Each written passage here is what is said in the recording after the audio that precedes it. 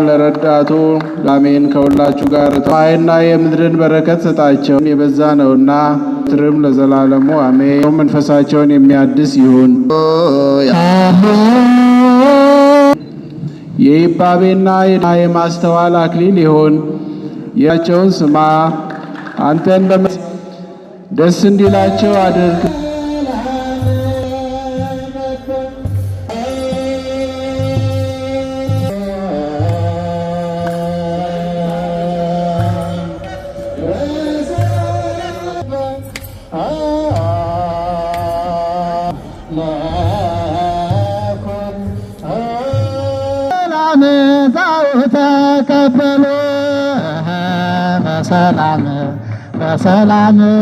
በሰላም ተቀበሉ በሳምራዊ ፍስሐ ለኩሉ በሳምራዊ ፍስሐ ለኩሉ በሰላም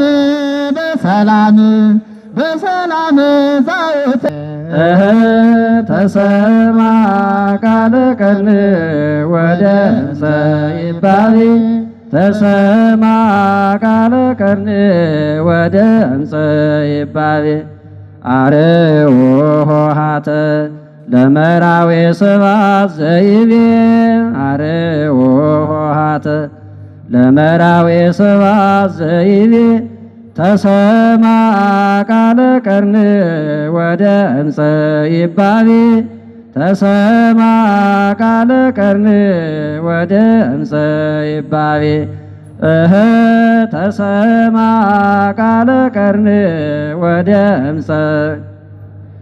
ተሰማ ቃለ ቀን ወደ ዘይባቤ አርኅዉ ኆኃተ ለመራዌ ስብሐት ዘይቤ አርኅዉ ኆኃተ ለመራዌ ስብሐት ዘይቤ ተሰማ ቃለ ቀን ወደ ዘይባቤ ተሰማ ቃለ ቀን ወደ ጻመራዊ ፍስሐ ለኩሉ በሰላም ጻው ተቀበሉ በሰላም ጻው ተቀበሉ በሰላም ወለተ ሐና የሕግ ሚስት ተሆነኝ ዘንድ ወድጄ ተቀብያታለሁ። ስለዚህም ከዛሬ ጀምሮ በስራዋ ሁሉ በተቻለኝ ረዳታለሁ። በሕመሟና በጤናዋ በደስታዋና በሐዘኗ ጊዜ ከእርሷ ጋር ሆናለሁ። መከነች ሰነፈች በማለት ይህንን በመሳሰለው ምክንያት ሁሉ በልዑል እግዚአብሔር ትእዛዝ ከእርሷ በሞት እስክለይ አልተዋትም። ወድጄ ተቀብያታለሁና ለዚህም በእግዚአብሔርና በተቀደሰችው ኦርቶዶክሳዊት ተዋሕዶ ቤተክርስቲያን ጉባኤ ፊት ቃሌን በመሐላ እሰጣለሁ። የወለተ ሐና አምደ ማርያም የሕግ ባል የሆነኝ ዘንድ ወድጄ ተቀብየዋለሁ። ስለዚህም ከዛሬ ጀምሮ በተቻለኝ መጠን በስራው ሁሉ ረዳዋለሁ። በሐዘኑና በደስታው በጤናውና በሕመሙ ጊዜ ከእርሱ ጋር ሆናለሁ። በልዑል እግዚአብሔር ትእዛዝ ከእርሱ በሞት እስክለይ ድረስ ከእርሱ ጋር ሆናለሁ። ታዘዘዋለሁ። ቃሌንም በእግዚአብሔርና በኦርቶዶክሳዊት ቤተክርስቲያን ጉባኤ ፊት በመሐላ እሰጣለሁ።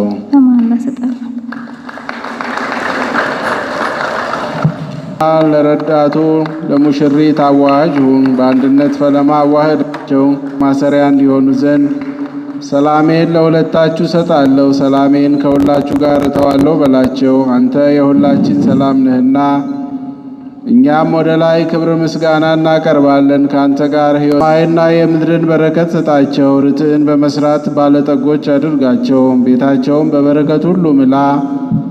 በየጊዜው በየሰዓቱ ፈቃድህን ለመስራት የበቁ አድርጋቸው። አንተ ርኅሩህ ነህና ቸርነትህም የበዛ ነውና ቸር ከሚሆን አባትህና ከአንተም ትክክል ሕያው ከሚሆን ከመንፈስ ቅዱስም ጋር ዛሬም ዘወትርም ለዘላለሙ አሜን።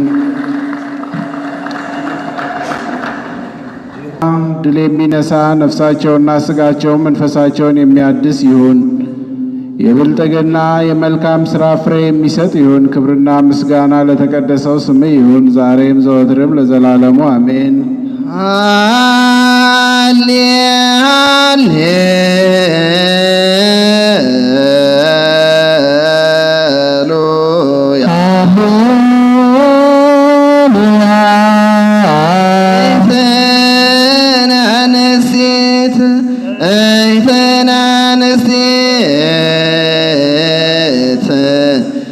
ዋጣት አልባ ይግበሩ የደህንነት አክሊል ይሁን። የይባቤና የደስታ አክሊልን ይሁን። የደስታና የሐሴት አክሊልን ይሁን። የደህንነትና የቅን ፍርድ አክሊል ይሁን። የጥበብና የማስተዋል አክሊል ይሁን። የምቾትና የእርጋታ አክሊል ይሁን። ለእነዚህ ለሚለብሱት ባሮች የፍቅር የመተሳሰርና የሰላም ማሰሪያ ይሁን። ከክፉ ሐሳብ አድናቸው። ከአጋንንት ፈተና ሁሉ ከክፉ ከባድ ሸክም ሁሉ አድናቸው። ቸርነትም በሁሉ ላይ ይሆን ዘንድ ልመናቸውን ስማ። አንተን በመፍራት ልቡናቸውን አሳድር። ሕይወታቸውን እስከ እርግና ድረስ እንዲቆይ አድርግ። ወንዶቹንና ሴቶችን ልጆችን በማየት ደስ እንዲላቸው አድርግ። በሚወልዷቸውም ልጆች የሚጠቀሙ አድርጋቸው። ከሁሉ በላይ በምትሆን ሐዋርያት በሰበሰቧት በአንድ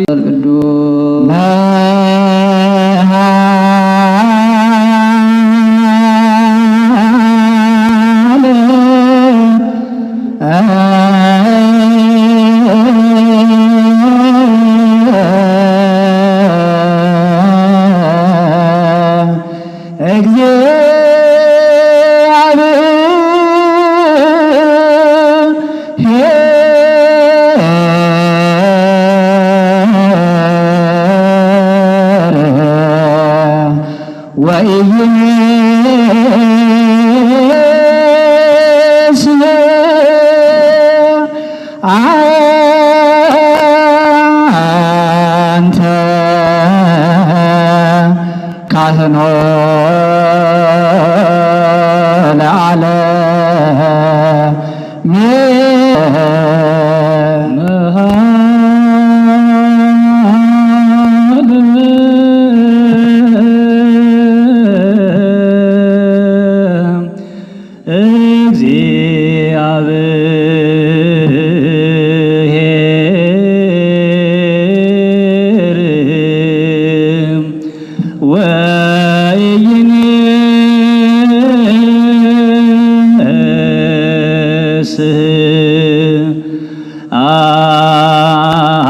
አንተ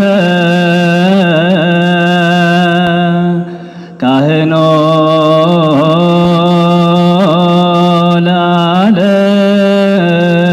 ለዓለም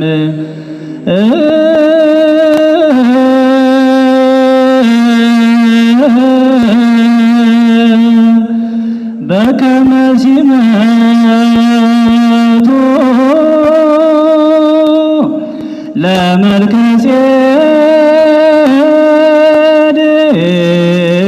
ለመልከጼዴቅ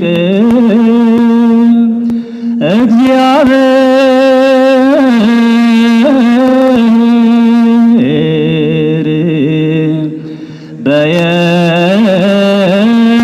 በየማን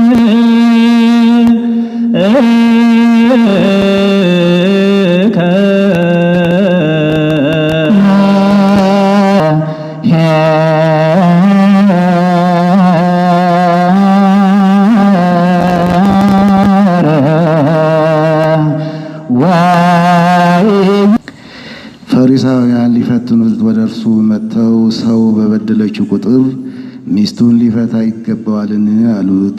እሱም መልሶ እንዲህ አላቸው፣ ጥንቱን ወንድና ሴት አድርጎ የፈጠራቸው እግዚአብሔር ባልና ሚስት እንዳደረጋቸው በኦሪት ያለውን አላነበባችሁምን?